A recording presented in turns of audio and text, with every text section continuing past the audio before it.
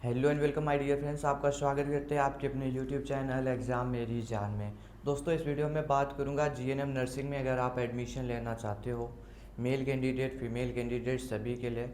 किसी को कोई प्रवेश परीक्षा नहीं देनी है, डायरेक्ट से एडमिशन आपका गवर्नमेंट मेडिकल कॉलेज में और प्राइवेट मेडिकल कॉलेज में होने वाला बिना किसी प्रवेश परीक्षा के। तो कहाँ का ये नोटिफिकेशन है, कौन बच्चे एप्लीकेशन फॉर्म फिलअप कर पाएंगे, पूरी डिटेल इस वीडियो में देने वाला हूँ, तो बिल्कुल आखिर तक देख लीजिएगा। चलिए स्टार्ट कर लेता हूँ। एक नोटिफिकेशन है, इसको पहले डाउनलोड करता हूँ।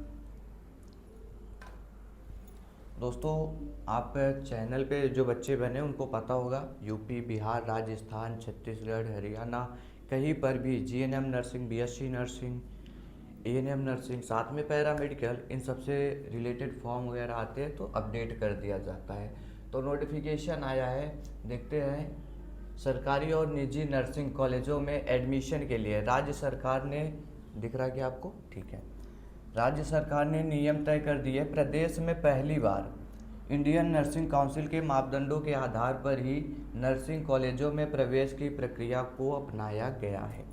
ठीक है। अब बीएससी नर्सिंग पाठ्यक्रमों में प्रवेश परीक्षा आयोजित कराई जाएगी। इसकी जिम्मेदारी प्रदेश के कर्मचारी चयन मंडल को सौंपी जाएगी। ठीक है। उधर एएनएम जीएनएम में प्रवेश 12वीं कक्षा के परसेंटेज के आधार पर ही होगा। ठीक है। आप देख पा रहे होंगे, साफ सुथरा इन्होंने लिखा हुआ है कि जीएनएम नर्सिंग और एएनएम नर्सिंग में एडमिशन जो है वो 12वीं में जो परसेंटेज आए बच्चों के, उसके बेस पर सिलेक्शन किया जाएगा, उसके आधार पर ही होगा। आगे बढ़ता हूँ, तो राज्य सरकार ने नए नियमों की अधिसूचना जारी कर दी है। आगे इसमें देखते अभी क्या है, क्लियर हो जाएगा। हर साल जारी होगा एडमिशन कैलेंडर।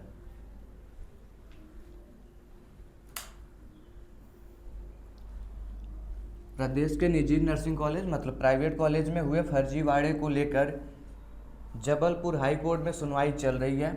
निजी कॉलेज संचालकों ने फैकल्टी के नाम पर जमकर गड़बड़ियां की थी, जिसके बाद कोर्ट के निर्देश पर प्रवेश प्रक्रिया के नए नियमों को तैयार किया गया है। जी हाँ दोस्तों, जब भी government medical college, private medical college में एडमिशन चल रहा होता है तो कुछ यहाँ पर फॉल्ट पाए गए, साथ में कुछ सीटें भी नहीं भरी थी, ये भी रीज़न था, और प्राइवेट वाले अपने स्तर से एडमिशन ले रहे थे, वहाँ पर भी फॉल्ट पाया गया, जिसके चलते क्या हुआ है कि राज्य सरकार ने ये सोचा है कि इस बार हम मेरिट के आधारित एडमिशन करवाएंगे, जिससे सब कुछ पारदर्शी तरीके से हो सके। आप लोग फॉर्म फिलअप करेंगे, उसके बाद एक मेरिट तैयार किया जाएगा फैकल्टी के द्वारा, फिर होगा क्या, आप काउंसलिंग करेंगे, मतलब सब कुछ सचिव के निर्देश में होने वाला है। आगे पढ़िए, क्लियर हो जाएगा। इसके बाद कोर्ट के निर्देश पर प्रवेश प्रक्रिया के नए नियमों को तैयार किया गया है। नए नियमों के मुताबिक राज्य सरकार द्वारा तय किया गया है कि बीएससी नर्सिंग पाठ्यक्रमों में प्रवेश के लिए ठीक हर साल पाठ्यक्रम में एडमिशन के लिए एक कैलेंडर जारी किया जाएगा, जिसमें प्रवेश के विभिन्न चरणों की समय सीमा तय की जाएगी।